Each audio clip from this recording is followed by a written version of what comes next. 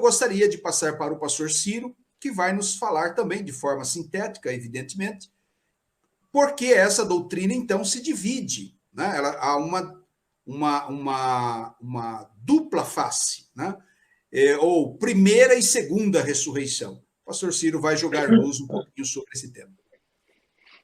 É isso para nós que somos pré-tribulacionistas, né? É muito claro. Existem duas modalidades de ressurreição. É importante já deixar essa dica, né? Para quem é pré-tribulacionista, como nós, e quer entender bem esse assunto, é você entender de uma vez por todas que primeira ressurreição e segunda ressurreição são termos que aludem a duas modalidades de ressurreição. Não são eventos, porque às vezes a pessoa coloca na cabeça primeira ressurreição um evento, né? Mas, na verdade, quando se fala de primeira ressurreição, é um tipo de ressurreição, a ressurreição dos salvos, sempre, a ressurreição dos justos, a ressurreição da vida. E segunda ressurreição, sempre é uma ressurreição de condenação, né? Agora, de onde vêm esses dois termos, primeira e segunda ressurreição? O termo primeira ressurreição aparece em Apocalipse 20, versículos 4 a 6. Segunda ressurreição não aparece textualmente, mas está implícito, porque fala daqueles que vão fazer parte da primeira ressurreição e diz que os outros mortos não reviveram, não ressuscitaram, até que os 1000 anos, até que o milênio se passou. E depois do milênio, você sabe que tem aquela última rebelião de Satanás, que é chamada de Gog e Magog, mas não vá confundir com Gog da terra de Magog, que aparece em Ezequiel 38, que ali é outra profecia, né? Ali realmente é literal, no que tange a povos do norte, e Apocalipse 20, Gog e Magog é metafórico, né?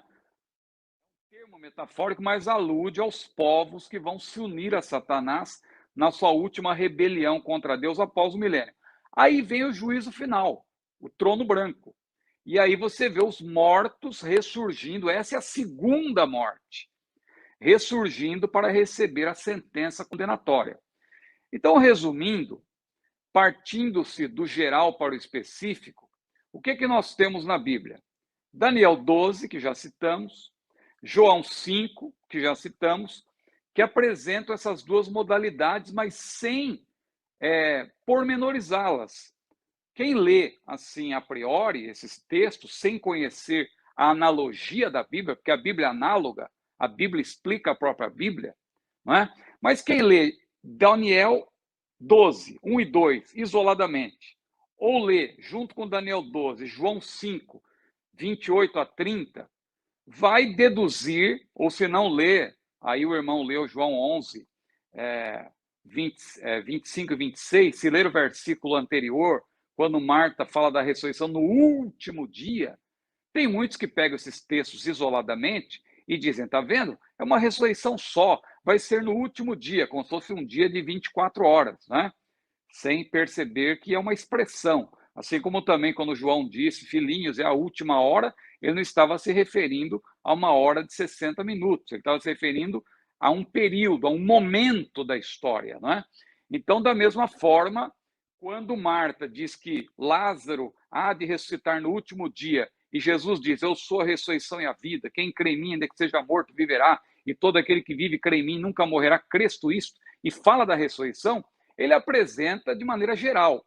Mas quem vai pormenorizar isto, como bem disse de maneira muito clara o pastor Elias, que é mestre nessa área, assim como também o pastor João e o pastor Jamierson, eu aqui, quem é Ciro Zibordi na fila do pão, né? Diante desses mestres que estão participando dessa mesa redonda. Mas veja, Paulo é quem pormenoriza.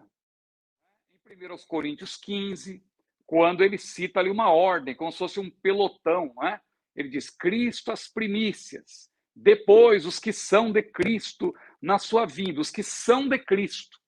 E lá em 1 Tessalonicenses, ele diz que o mesmo Senhor, 1 Tessalonicenses 4, 13 a 18, né, o texto completo, mas um pouco mais adiante, no versículo 16, ele disse, o mesmo Senhor descerá do céu com alarido, com voz de arcanjo, com trombeta de Deus, e os mortos em Cristo ressuscitarão primeiro. Então você percebe a ordem? Cristo inaugurou essa primeira ressurreição, que, repito, é uma modalidade, não é um evento único. É uma modalidade que abarca etapas, não é? Ou seja, tudo que diz respeito à ressurreição da vida, a ressurreição dos salvos, é a primeira ressurreição. Então, tem etapas. No arrebatamento, vai haver ressurreição. Os que morreram em Cristo ressuscitarão primeiro.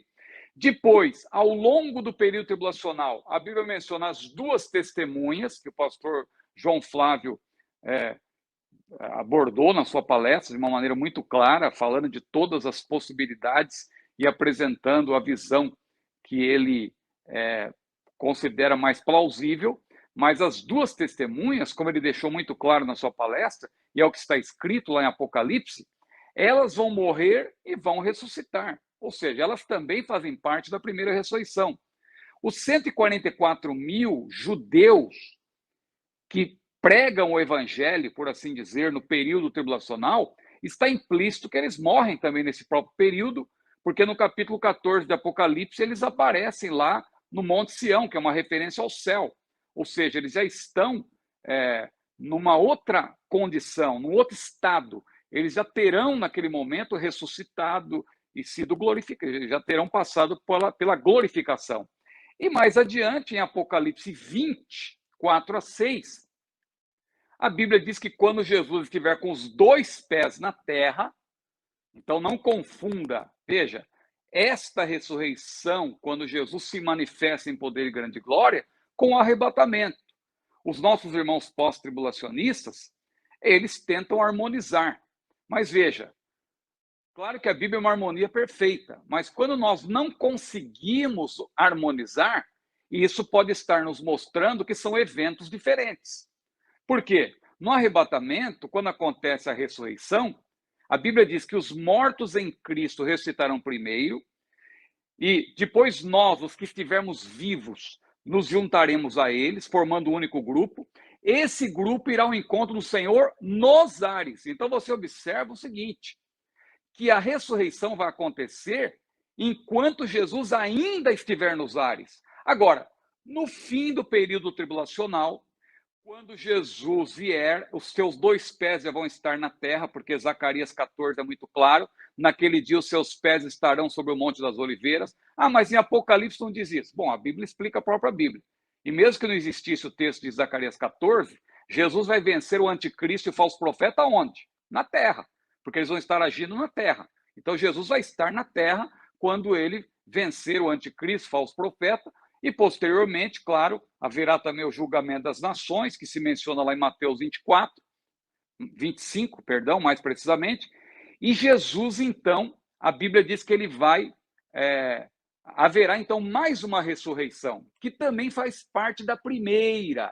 Repito, primeira ressurreição é uma modalidade, é a ressurreição da vida. Jesus falou em João 5, que haverá a ressurreição da vida e a ressurreição da condenação. A ressurreição da vida é a primeira ressurreição. E ali, quem faz parte dessa última etapa, né? Talvez haja uma outra ainda. A gente chama de última, porque a Bíblia ali diz, esta é a primeira ressurreição. Mas se porventura houver mortos salvos no período milenial, porque haverá longevidade, mas haverá morte também. Alguns acreditam que os povos naturais, dentre os salvos, não haverá morte. Mas se eles são povos naturais, eu acho difícil defender essa posição. Eu, particularmente, acredito que haverá morte de salvos no milênio. E eles vão ressuscitar também em algum momento. Se eles morrerem, eles vão ressuscitar e vão ser glorificados para participar também do juízo final, não na qualidade de réus, mas, porque eu falo não na qualidade de réus, porque Jesus foi claro lá em João 5 também, no versículo 24, quando ele disse, aquele que ouve as minhas palavras e crê naquele que me enviou, tem a vida eterna e não entrará em juízo. O termo juízo ali é forense.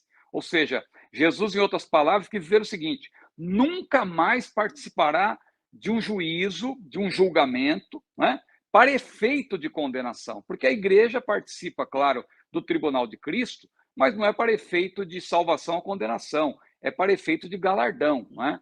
Porque no juízo final, o povo de Deus todo reunido, naquela altura toda a igreja glorificada já estará reunida, ela participa na qualidade, não de ré, mas participando com Cristo, ali juntamente daquele último grande julgamento. Ali sim haverá os mortos, ali haverá segunda ressurreição, que é a ressurreição da condenação.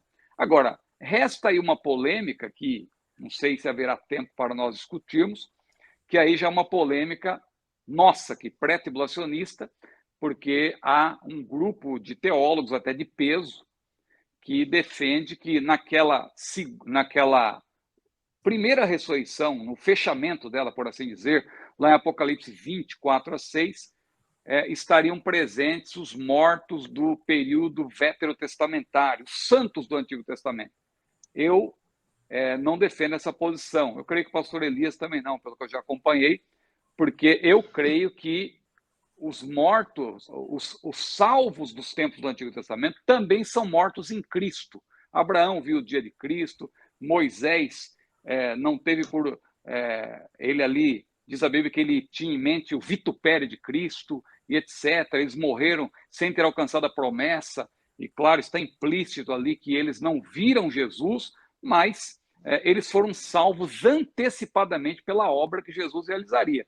Portanto, eu vejo que eles são mortos em Cristo. Claro que os nossos irmãos, e tem eruditos aí de peso, né, o próprio Dwight Pentecost, o John Alvor e tantos outros, eles defendem que, com base em Daniel 12, né, porque Daniel 12 diz lá, fala do tempo da angústia de Jacó, e logo em seguida fala da ressurreição. Então, eles atrelam a ressurreição dos santos do Antigo Testamento ao que vem depois do período tribulacional. Só que eu não vejo base suficiente para isso, mas eu paro por aqui para não me estender. Peço desculpas até se avancei aqui no tempo.